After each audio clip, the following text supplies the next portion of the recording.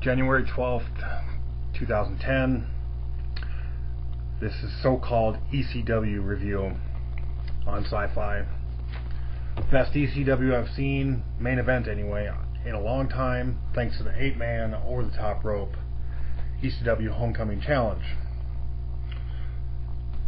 ECW starts off with Rosa Menendez introducing, God, you better be getting some money for this douchebag Zack Ryder for your holy shit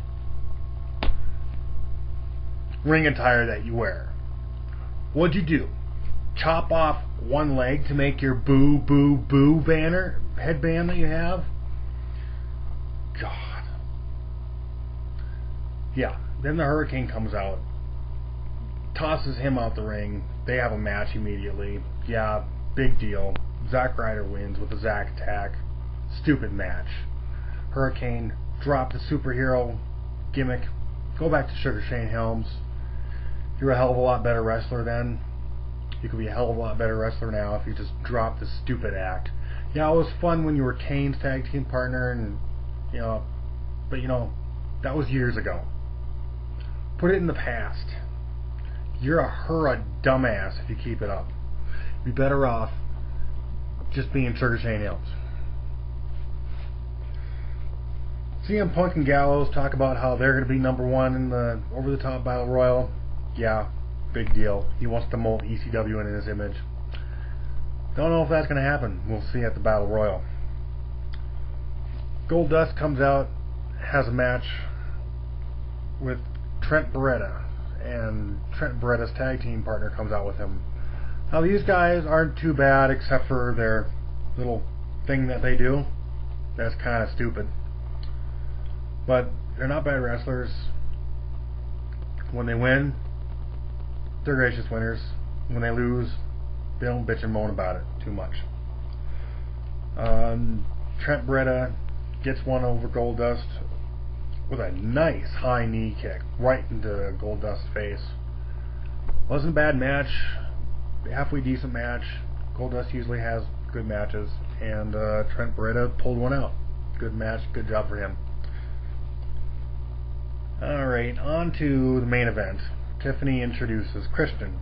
And by the way, how the hell did this chick Tiffany become the general manager of ECW? Does ECW even merit a general manager? Don't think so. Bring back Paul Heyman or something. Make it worth watching. I could have been watching NBC's The Biggest Loser for 2 hours. Would have seen more action and had a better time watching that.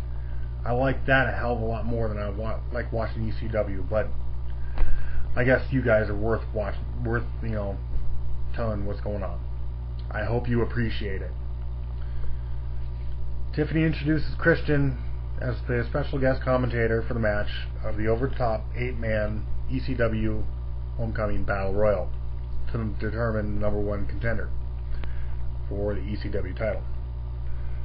CM Punk, Yoshitatsu,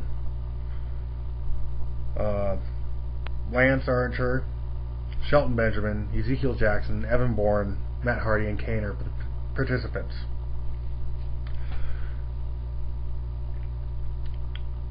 Lance Archer gets eliminated by Shelton Benjamin. Shelton Benjamin gets eliminated by himself. Yoshitatsu gets eliminated by Kane. Evan Bourne gets eliminated by Kane.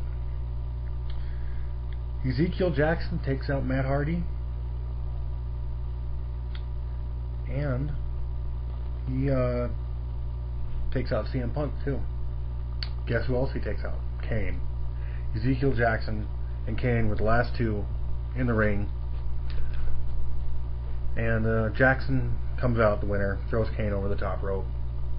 But I'll tell you one thing right now, it's probably the best match I've seen on ECW in a long, long time. I'm sorry to say it had to take 8 wrestlers to do it, but it was probably one of the best matches I've seen in ECW in maybe a couple of years. What happened to the Extreme, huh?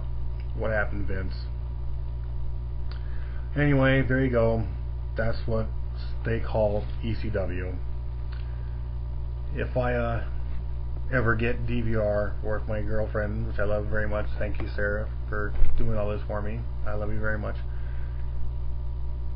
If I ever get DVR hooked up, I'll be watching both. And I'll have to watch ECW first before I see my favorite show of the two, The Biggest Loser. Because I'll have to watch The Biggest Loser to put me in a better mood from watching this junk. ECW is a far cry from what it used to be.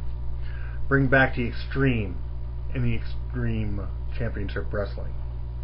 And the King had it right over a decade ago. ECW now stands for Extremely Crappy Wrestling. Vince, get with it.